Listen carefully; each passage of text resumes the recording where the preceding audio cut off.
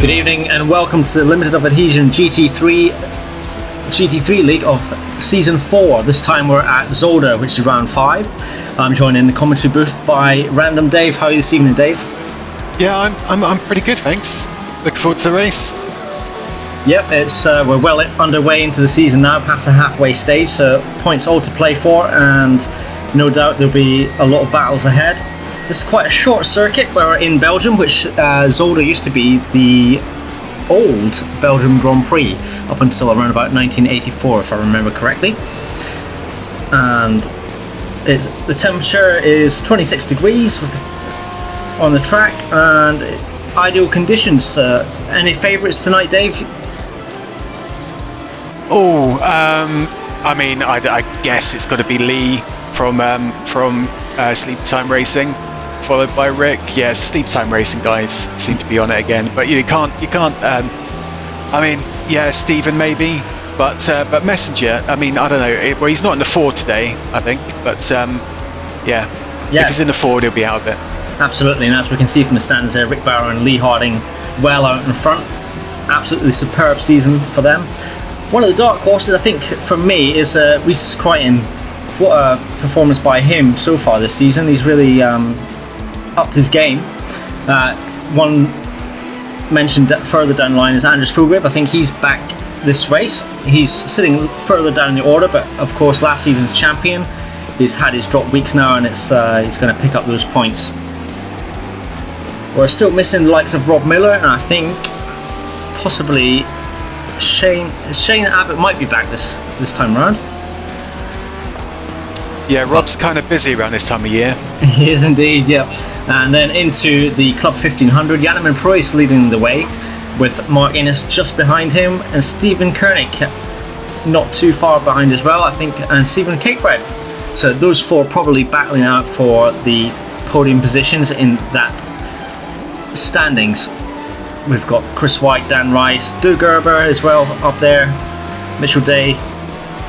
There's quite a few there that are going to be battling around for the top 10 positions over the course of the season. And again, likewise, if you want to come and join the end of the season, there's still places to join in. Just hit us up in our Discord and our admins will book your place in for the races.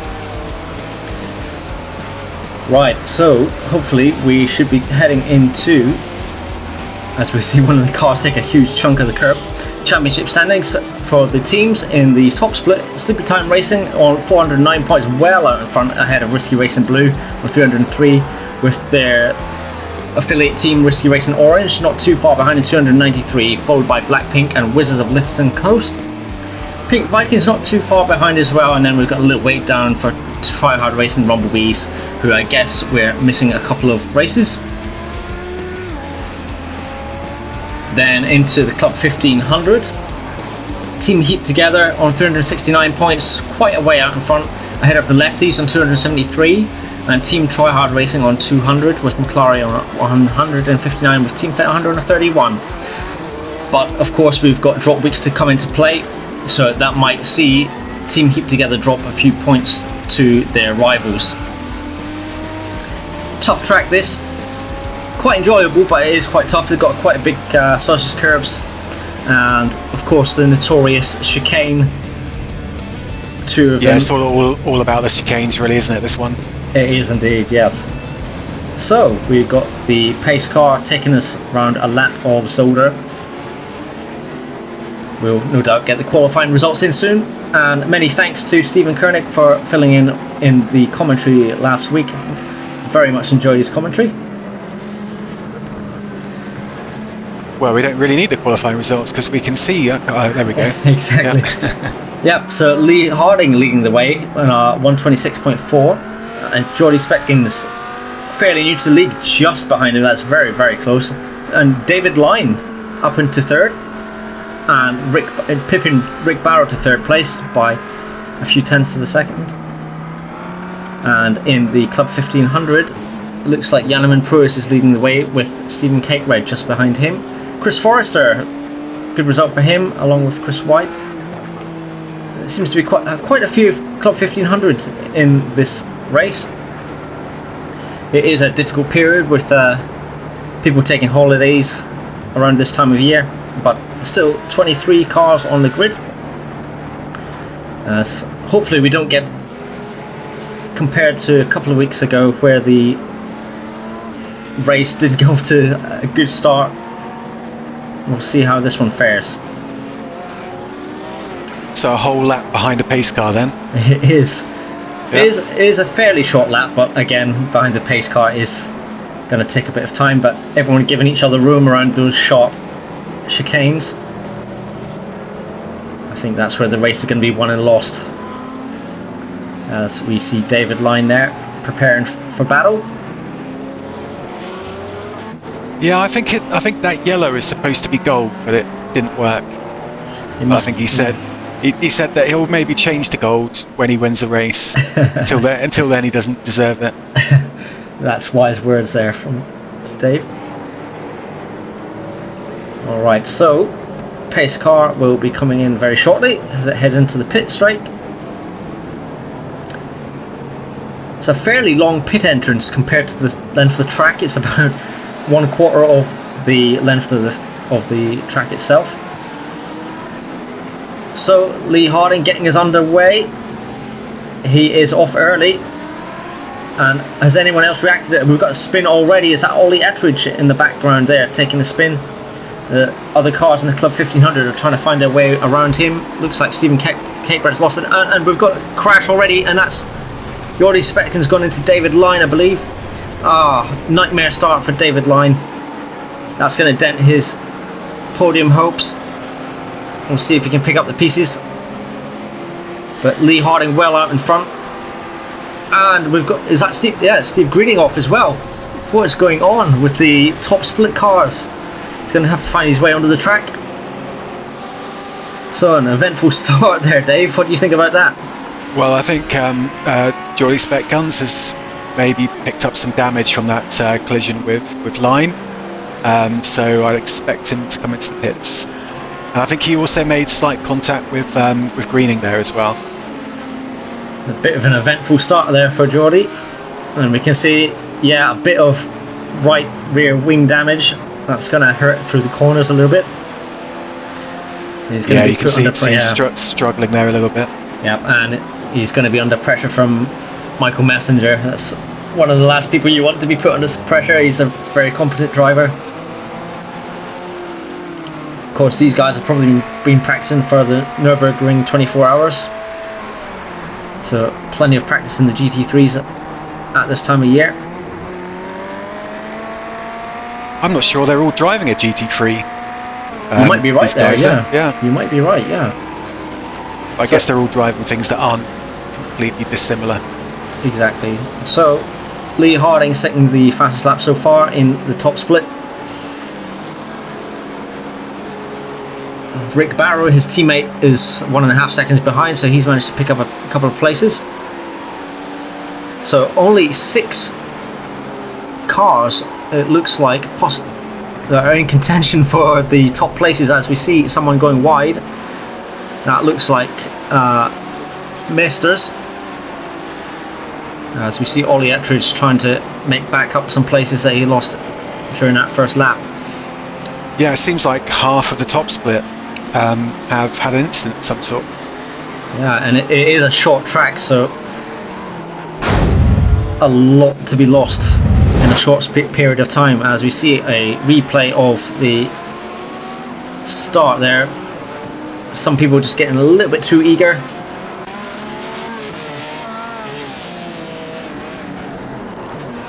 Yeah, just caught the rear end of Ollie Ettridge. Bit unfortunate. And we see on board of Anders Fulgrave. Whoa, that's a large impact there from Dave. Hopefully he's okay. It's a bit of a surprise there. Yeah, I think he just got up to. Oh, here we go. Look, it's the. Yes. As I say, rubbing his racing, but here we see on board with David Line. Wow, he didn't expect that going into turn 1. Yeah, I think he just made his way up to second as well. He just done the pass. Yeah, at the start. Or he's rejoining there. Yeah. Not sure if that is live scenes we've seen there. And here we have Chris Forrester of the McLaren team. He's made up a position from the start. Alongside... You pronounce it McLaren, don't you? So yes. I'm not sure. Is it McLaren or is it McLaren? I guess if you want to put the French accent or the UK accent on, don't you? Yeah, I just don't know whether it's sort of. Is it a cross between McLaren and carrot, or McLaren, a French sort of McLaren? I wanted to put that one to Chris next time. And actually, we've got a new driver in the Club 1500 split leading the way. So it's Jobling is out in front. As we see Michael Messenger in third, under pressure from Anders Fulgrape, who will no doubt want to kickstart his championship defence. Well, he won the last race out, didn't he? So yeah. But yeah, qualified 7th, I think here. Yeah, I think he's probably just not had much practice at this time of year, and he's just want to practice while he's driving, really, while he's racing. He's I mean, he can put it on pole, but he's much more known for his racing than he is for his kind of outright, qualifying ability. So yeah. As we see, Do Gerber in third place in the Club 1500, trying to close in on Janneman Preuss. As we see Chris Forrester and Chris White in the background. Looks like there's a train forming up behind Chris White. Of course, these guys, Janneman Preuss leading the way in the Club 1500 at the moment, so everyone's trying to chase him down. What about the top split, Dave? Do you think it's all over and game over for the rest of the pack, or is Lee Harding and Rick Barrow? Oh, as we see Tourmalar, and he must have had an incident. But back to what I was saying, do you think it's the championship's in Harding and Barrow's hands now already? How many races have we got left then? So we're gonna 3 races after this one? Yeah, 3 after this one. I mean, no, I don't think it's over. But I think Rick's been. I think Rick's maybe leading the championship, but Lee's had 1 or 2 DNFs. So I feel like Lee's probably been the class of the field a little bit. But we'll see what happens. Yeah, totally agree there. We'll see what the final 3 races have in store. On board Tourmalar, and as we see someone flying off into the barrier, that's Nigel Jobling. A bit of an eventful start for him. He was leading at that point, so he's now relinquished that lead. Someone's slowing down. It looks like Janneman Preuss. Tourmalar, a bit of oversteer coming out of that corner. It is quite easy to do. Of course, with the you've got quite a few top split drivers who are down the field a bit that have now got to make their way past Club 1500 drivers for position. So yeah, tough place to do it as well. As we see Nigel Jobling just getting too much of that curb and forcing Janneman Preuss off the track as well. I think having to take evasive action. That's promoted Du Gerber up to first, and that's Chris Forrester chasing him down for the lead. He's managed to make up 3 positions. Well done to Chris. And in the top split, it looks like Lee Harding and Rick Barrow are in a league of their own at the moment, but the gap remains steady between those 2. So Geordie Spec Guns, I mean, I don't know, he may have been meatballed after that crash, but he stuck with it and brought it back to the pits, and as a result of that, he isn't that far behind. Well, yeah, still to play for, and if the other guys who are just in front of him get caught in the Club 1500 traffic, well, it's going to give him a chance to catch back up. Yeah, I mean, you'd probably say that. Yeah, if he really goes for it, maybe something around the top 5 might be possible. Yeah. So this battle here, Chris Forrester trying to get his first win of the season. In fact, it will be the same for Du Gerber, I believe. Both looking for their maiden wins. As we see someone going off again, that's Jeff Hancock's. Big smash for him. That might be a trip to the pit lane. And it looks like... He's still there, look. Yeah, wow. Something must have happened, perhaps a hardware failure. So it looks like these two are well clear in the Club 1500. Looking at the timing map, so Chris White, I guess he's just letting the top split go past.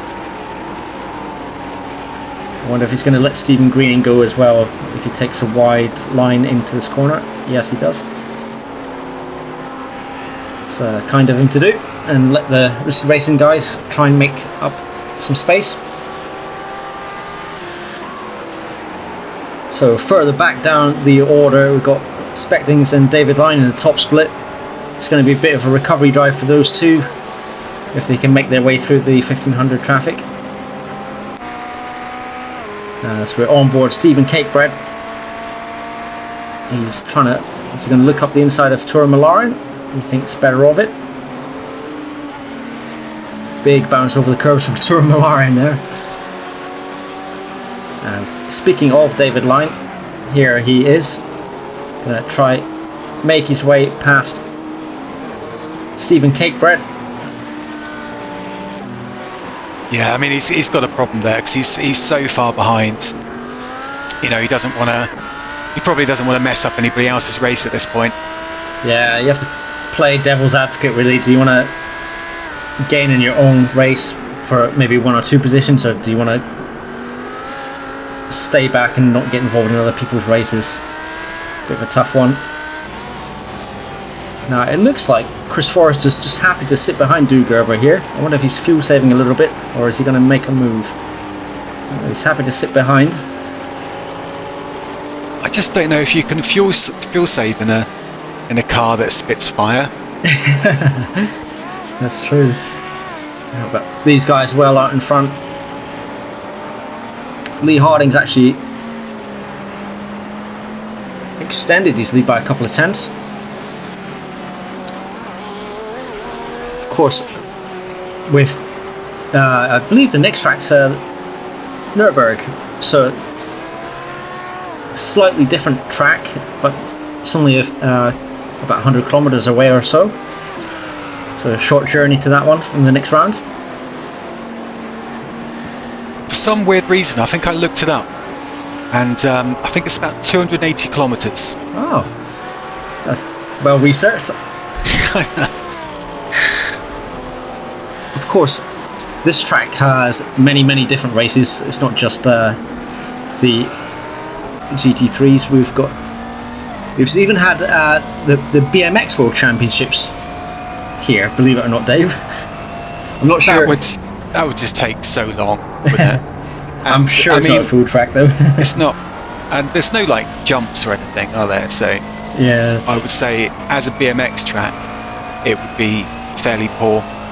Yeah, there must be something on YouTube somewhere to check that one out. But it does this track I do know from the Formula 3 Championship and the 24-hour race. Yeah, I mean, I quite like this track. To be honest, I enjoy chicanes.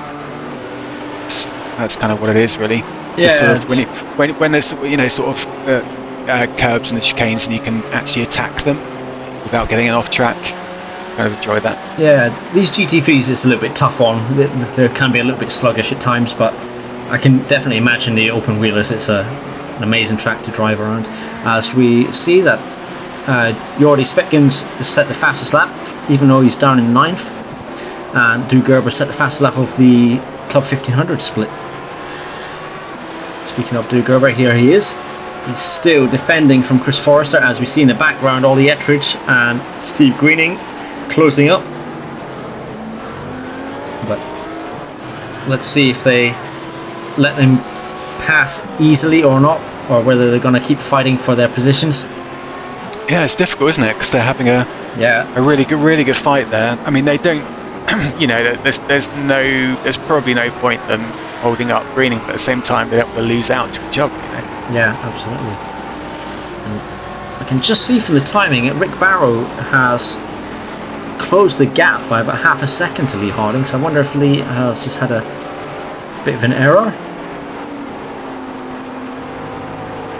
And of course it is worth all these guys, Ollie Ettridge, Steve Greening and Tura still battle out, because with so few people in the top split racing today, it's more points for them, so all to play for. As we're on board Ollie Ettridge, he has a look up the inside, thinks better of it. It's probably better waiting until the two chicanes are out of the way. I mean, the trick with that, I mean, that's it. That chicane, that first chicane, is one of the main areas you can really gain a lot of time, and the trick is getting right on throttle pretty much just before you hit the first apex. And I think you can take it in second. I think it's supposed to take it in second, but I think sometimes you can get away with third gear. Yeah. And planting your foot down at the first apex, and you can just go straight over that second apex and carry just tons of speed. Of course, if you need to have a well-trained eye for the line, because I know a couple of these places around the track, the off-track limits are quite harsh, and you can get slowdowns very easy, especially that second chicane, I believe. Don't take too much of the curb. As we've seen Chris Forrester almost push Drew Gerber around at the end of that lap. You think any car has a particular advantage at this track, Dave, with the kind of, you've got the sausage curbs where the BMW can kind of take them, but you do have quite tight corners which it's going to struggle at compared to like the McLaren or the Porsche. Yeah, I don't know if anything particularly stands out, to be honest, or if anything's particularly bad. I mean, there's nobody in the top split using the McLaren, so we don't have a reference for that. But it's doing well in the Club 1500 split. And we see Ollie Ettridge just managing to get squeezed past Chris Forrester. A bit of a train forming up behind Drew Gerber, but he will be very eager to keep his lead, at least until the pit stops, which we anticipate in the next 10 minutes or so.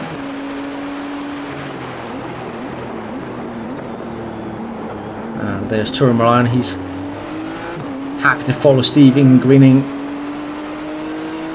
through. I wonder if he'll get Chris Forrester on the home straight. He's probably going to let off there. There we go, because it was offline, wasn't he? Yeah. Wise decision there by Chris.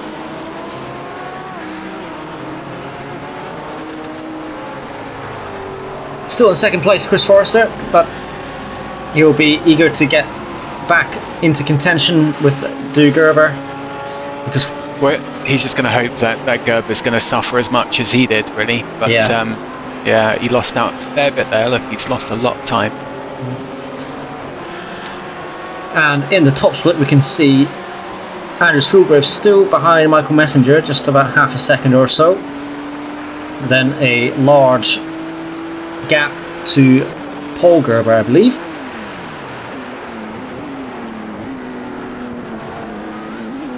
Almost sounded like Ollie was cutting the engine there to brake.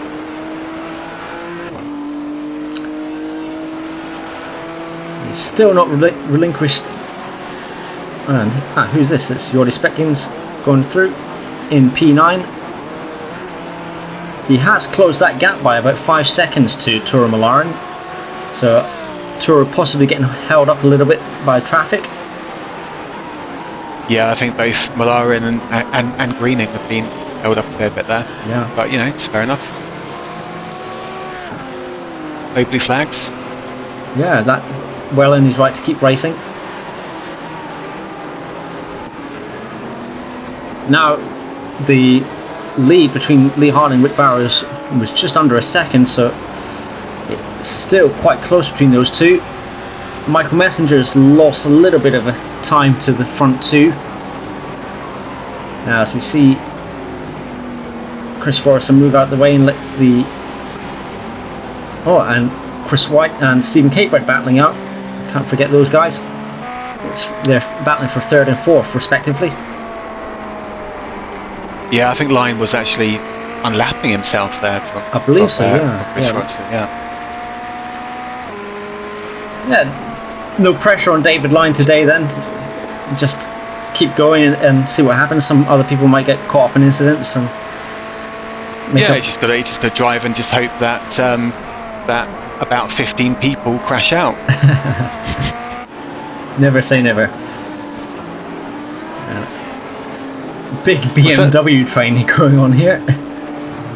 Is that McLaren that just went past Steve Greening? Yeah, unbelievable. Didn't expect that one. We'll hopefully see a replay of that.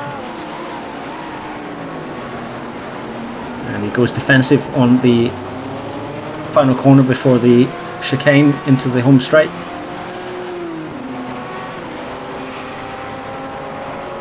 I wonder if David Line will be tempted to pass these two as well, if he's got some pace. Looks like he's able to catch up with them.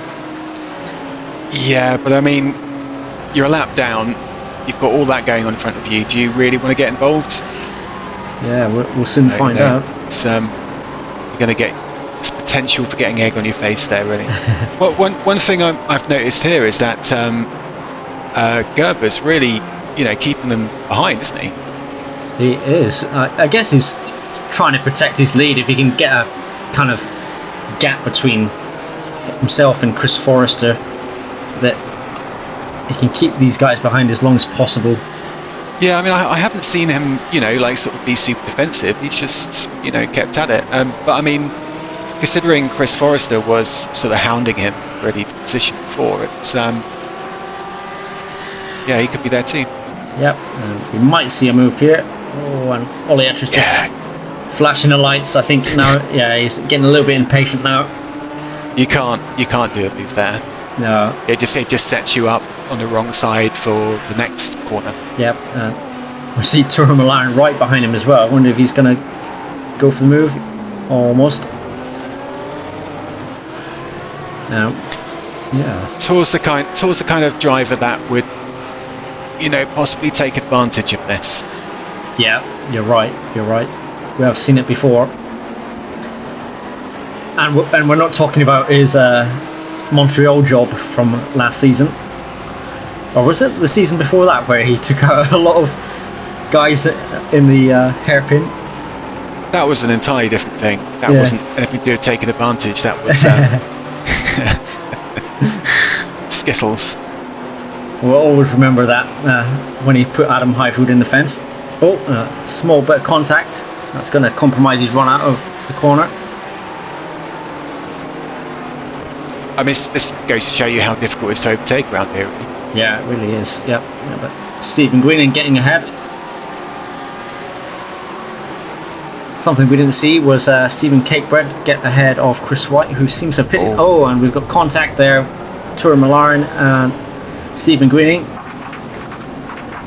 It's kind of inevitable that there's going to be a little bit of frustration there, really. Yeah, two doesn't go into one at that area. Three or four people all thinking that they were being held up and feeling like they had to do something about it. Yeah, it looks like Tourmaline has pitted. Might have got a meatball flag. As Olietra's trying to force the move now. He's had enough. And thinks, yep, finally got it done.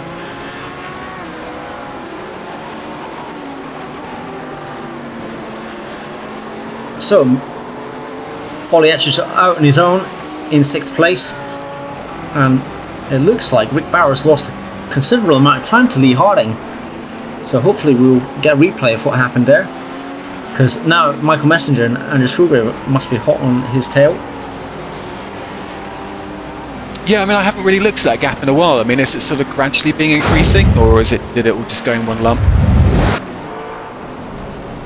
Wow, and we see a replay of Jeff Hancock straight into the wall. He must have got some... I think he had a bit of contact with Tour there. Yeah. Yeah, here we go, look. Oh. One for the stewards, I think, but Tour maybe just missing his braking point. Yeah. That wasn't the place to overtake, unfortunately.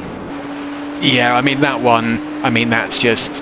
Yeah, sorry, Tour, but no, that's not But I mean, the one prior to that, that's tough, right? Because you know, you're right up behind somebody. They brake maybe a lot before you're expecting. Yeah. You know, like you know, you're going into the back of them, so you're probably going to get a penalty, right? But it's kind of a little bit more understandable. Yeah.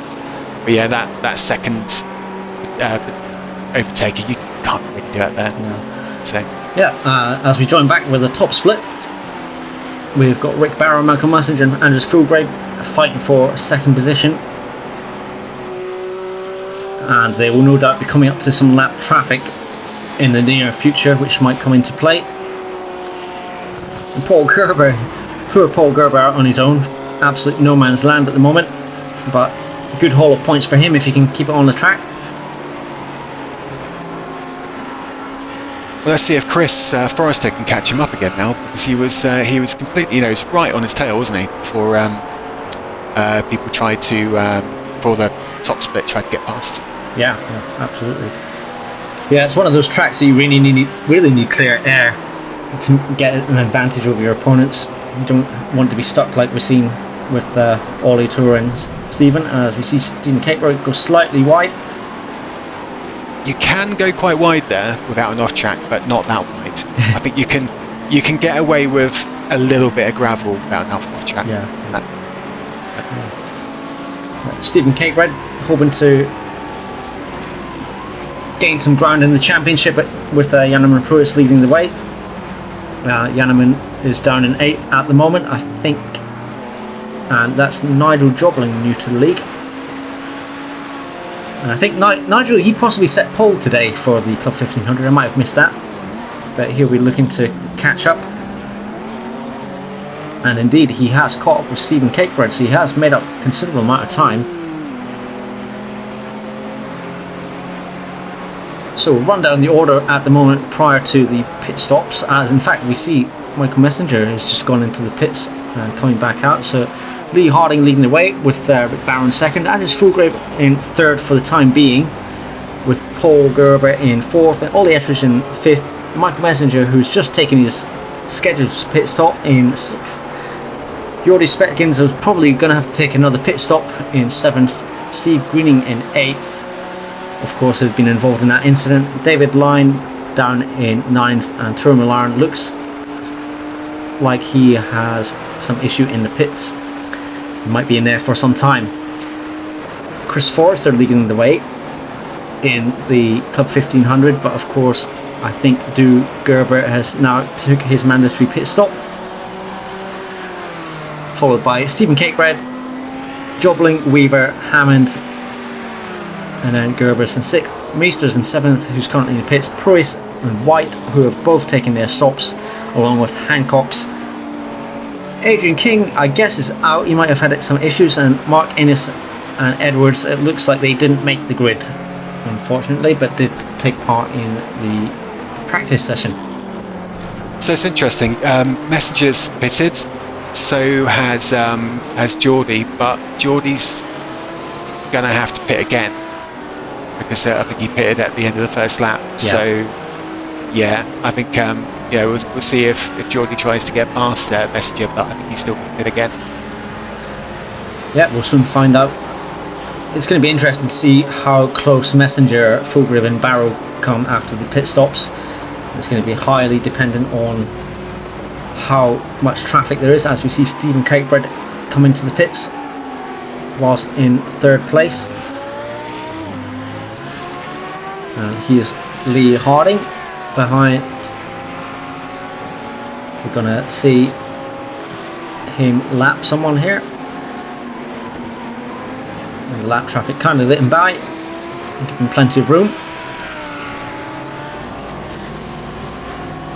Jake Weaver, we haven't seen much of him this race, but he's up into third and fourth. He's made up 7 positions, but I guess he's still got his pit stop to make, as we see Chris Forrester in first position. He'll be looking to eke out as much as possible while he's got some clear air.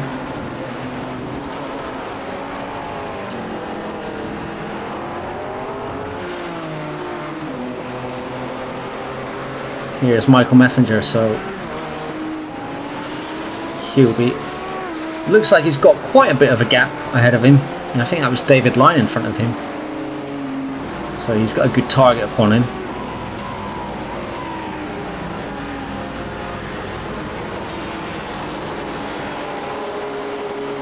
Top split seem to be set in low 127s, followed by the Club 1500s in the 129s. You can see Jobling almost hit a 128. Rick Barrow flashing his lights just to let one of the guys know they're there.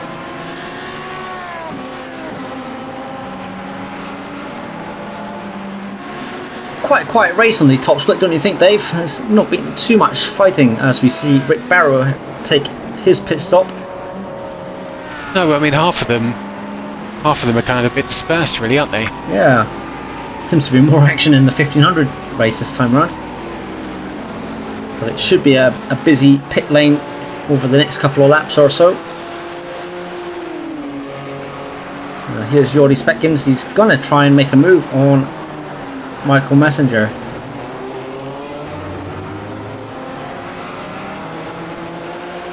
We'll see what happens between those two guys. Mike probably doesn't want to get involved too much. As we see Rick Barrow, Paul Gerber and all the extras in the pits. So this is going to promote Michael Messenger up a couple of positions. It's going to be close. He did pit quite early there. I just wonder, you know, who was he behind when he pitted? Did you think he was being held up at that time? He was behind Rick Barrow, so he has made up a position.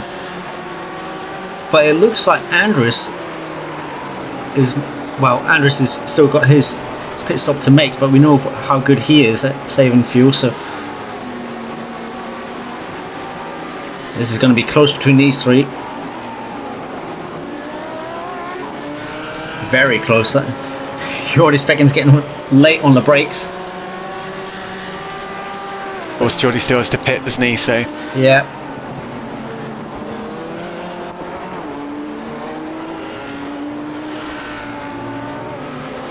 Rick Barrow, he's lost a bit of time there compared to Michael Messenger, so I wonder if there's any difference in fuel consumption or fuel put into the car.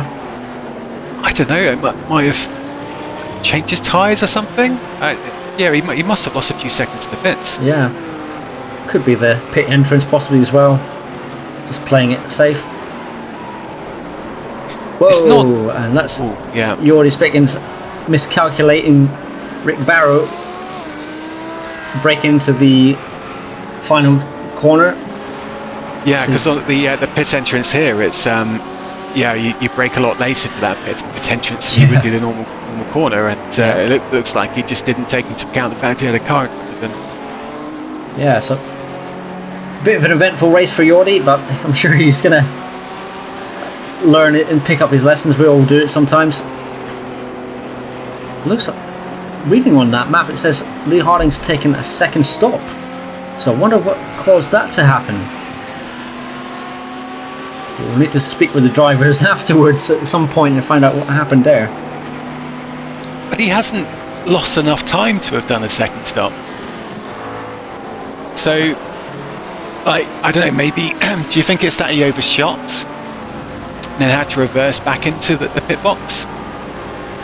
Quite possibly, yeah. It could, or did he run out of fuel or something? I don't know if he's like, because How far behind is he now? So he's 10 seconds behind Messenger.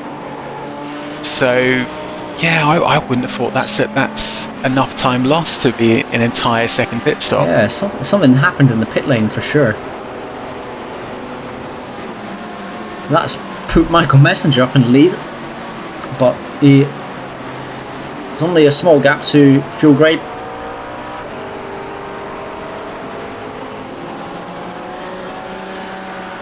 And of course, Messenger being the big gainer of the positions this race, with making up 6 positions. Paul Gerber, a shout out to him, gaining 5, and Chris Forrester gained 4 as well. So big gains for those guys.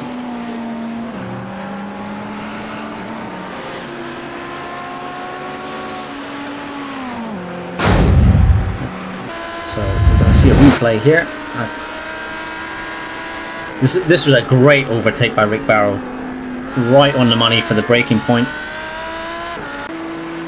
But all that hard work was then undone. Great camera angle. That is precision braking from Rick Barrow. Yeah, then sadly see all that hard work undone. Doesn't look like he's picked up too much rear damage. The wing seems intact. Yeah, just carrying too much speed, not knowing that. Okay, so this is Andres coming out of the pit lane rather. So we'll probably see Michael Messenger go screaming past.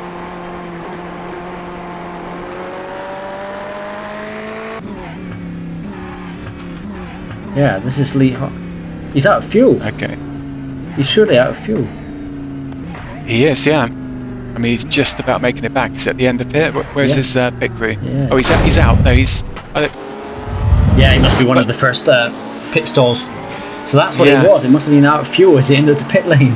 Wow, that's extraordinary. We haven't seen that for a long time. So what? So he ran out of fuel before he got to pit in. So I'm still struggling to understand why he's registered 2 pit stops. Yeah, it's really strange. I wonder if that's just an issue with the platform we're using. Very strange. As we see Stephen Cakebread.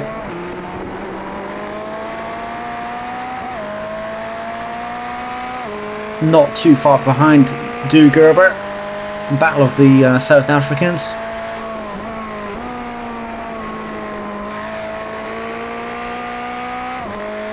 He's doing pretty well. We have got quite a large South African contingent in the Club 1500. Great bunch of guys. Yori still hunting down a Risky Racing BMW. This time it is Ollie Ettridge.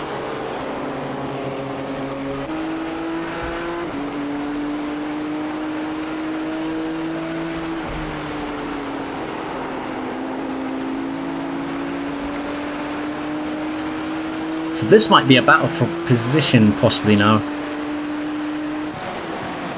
It is indeed.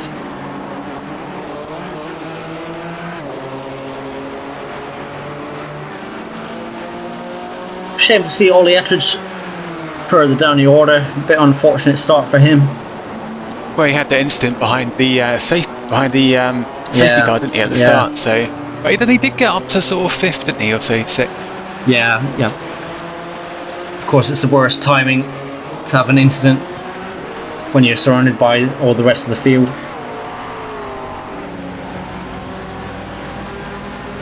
So it looks like the pit stops have played out. Nigel Jobling out in front in the Club 1500 is now dipped into the 128s, along with Gerber, Cakebread and Pruis now set in 128s also. Chris Forrester will be pretty happy with a 2nd place, really high showing from him. Yeah, he's been going well, hasn't he? Yeah, he's definitely. Considering he had a nightmare at Silverstone, he's really picked up his game. Really well done to him. So it's now Andres who's holding the fastest lap of a 127.1, and Nigel Jobling at 128 flat in the Club 1500. It's quite a sort of a typical Andres sort of race, really. You know, not too showy with the qualifying. And here he is challenging for the win. Yeah, exactly. Back to always.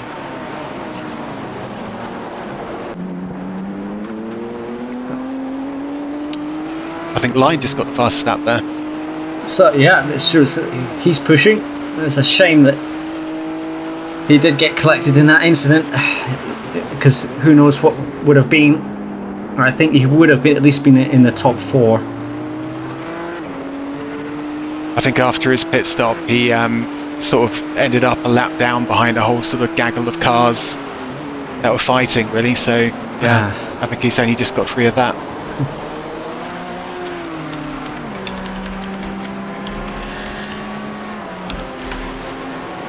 So Michael Messenger in the lead, about half a second ahead of Anders Fulgrave. It looks like the win is going to go to either one of those two guys. So that gives it a good billing to the Risky Racing guys, so that they can kind of gain some points on the Sleepy Time Racing guys. As we see, Jordi Speckens get a little bit oversteer. Can he keep it out the wall? Indeed he does.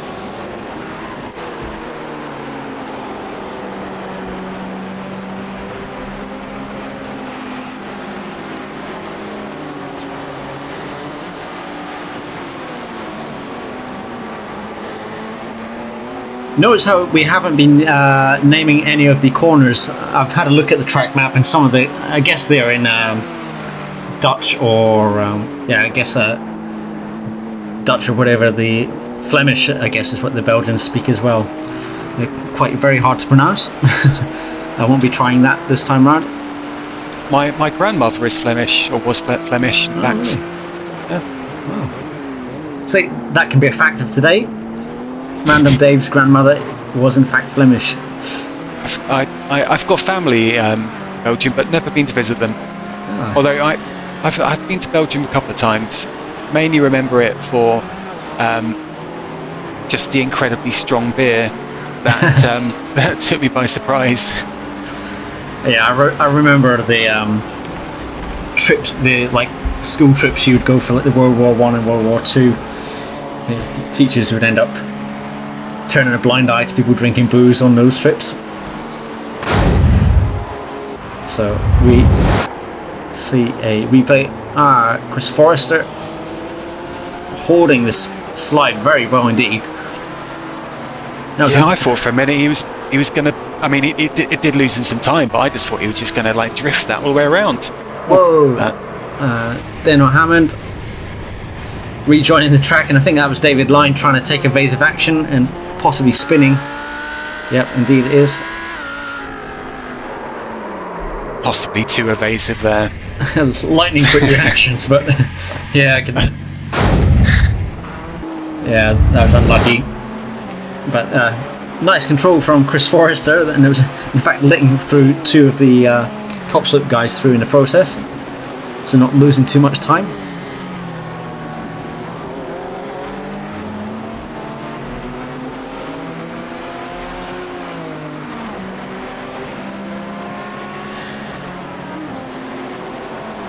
So Anders Fulgrave will be looking to get past Michael Messenger here in the closing stages. Will he be able to force a win? It's going to be hard.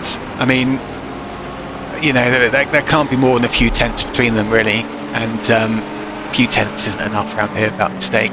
Yeah, it is. And those mistakes are only going to come at the chicanes, possibly, if you take too much of the curb. Yeah, possibly a slowdown will do it. Yeah.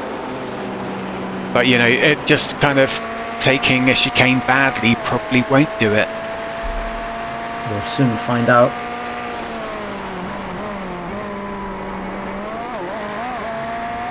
You say that. Yeah, but what's he going to do now? Like, yeah, you know, it's such a short run to the other chicane that there's. And it goes right and left. So yeah. You know, if you're defending, you can just plant your car on the right hand side, on the left hand side, and they can't get you on the next turn. So yeah. And this is a battle for second in the Club 1500. It looks like Chris Forrest has gained a position, overtaking Du Gerber on the final corner. In fact, it's pretty close between Forrester, Gerber and Cakebread. This might be the white flag lap. It'll be this one or the next. So, closing stages here as we wrap our time up in Zolder. Still battling in the Club 1500 as well. Chris Forrester just breaks nice and early, defends the line. Looks like Nigel Jobling has won for the 1500 race split.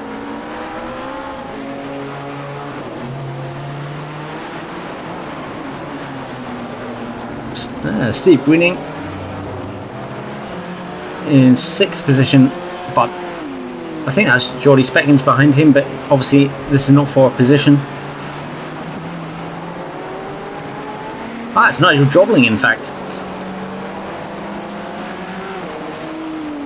Similar liveries.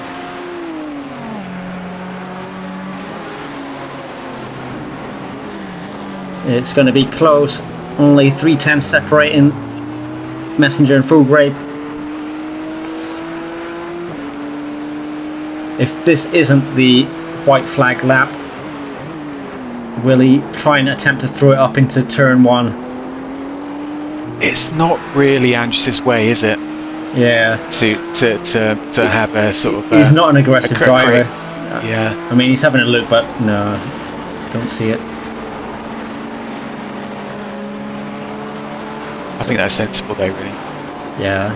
No point to risk it, I think.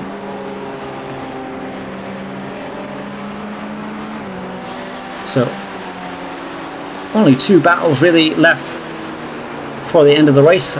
Obviously this one here for first place, and as we're joining the other battle, which is Cakebread and Gerber, and you can't even say Forrester, but he's managed to get 1.6 seconds ahead.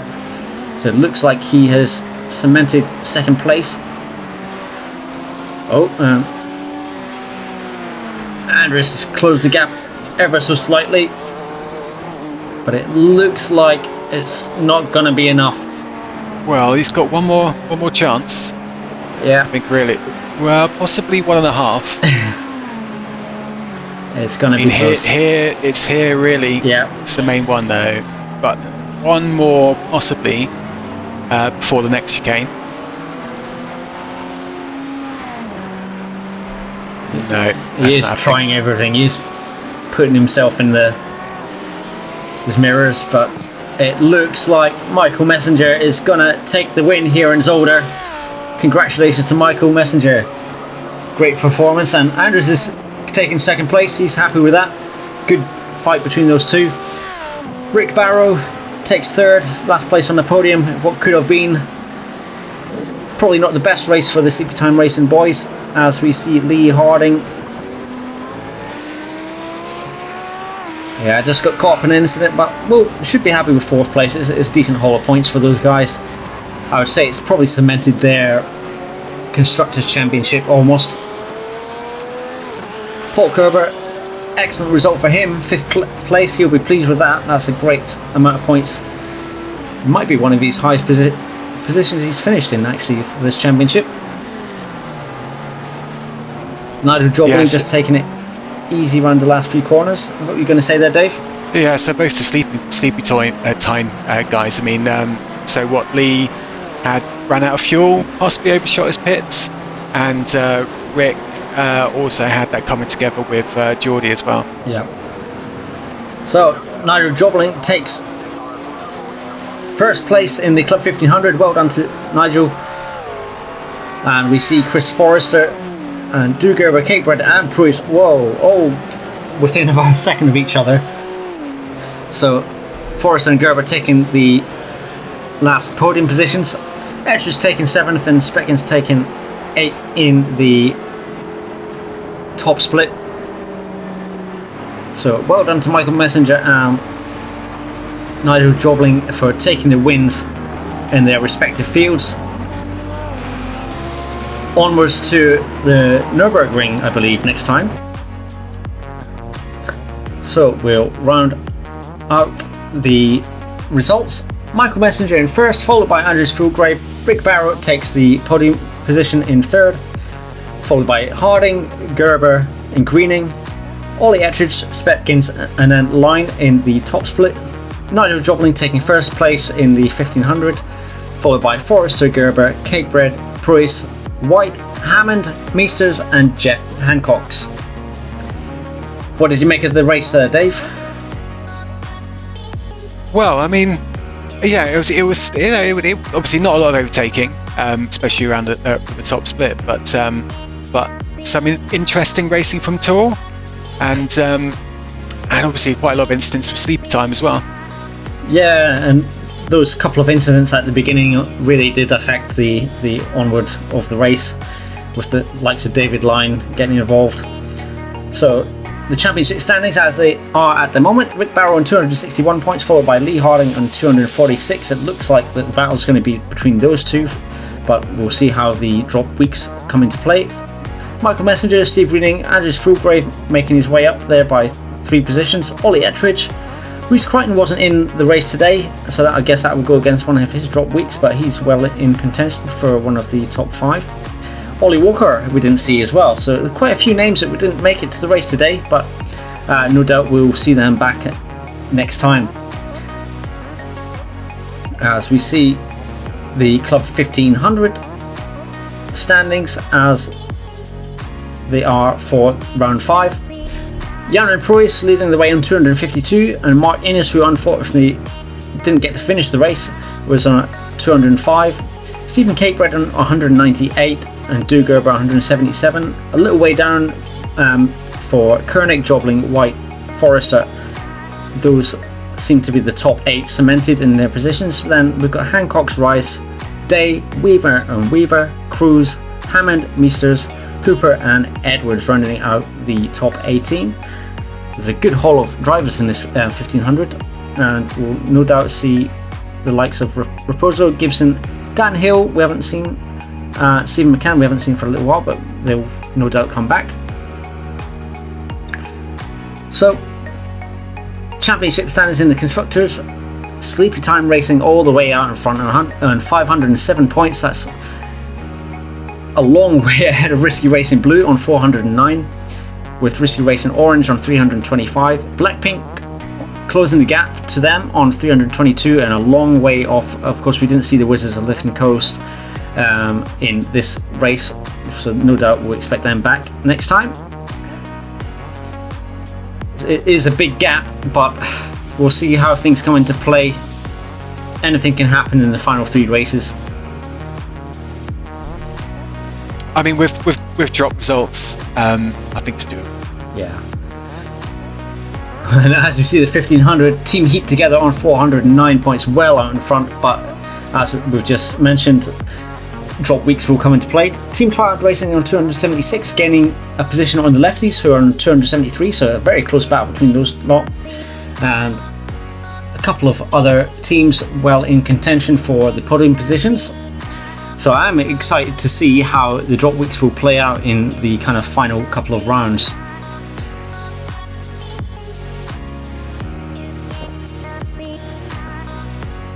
So that pretty much rounds up our time here in Zolder. Next time we will be over the border in Germany. We're looking forward to that one, and no doubt if you want to come and join us in the league, you can find us in Discord, or you can subscribe to our YouTube channel and be notified when we have more videos. You can join our Facebook, and of course visit limitofadhesion.com. We've got the standings and driver info and random articles, which I find quite interesting there as well. So that rounds it up. Do you want to say goodbye, Dave? Goodbye. All right. Cheers. See you next time.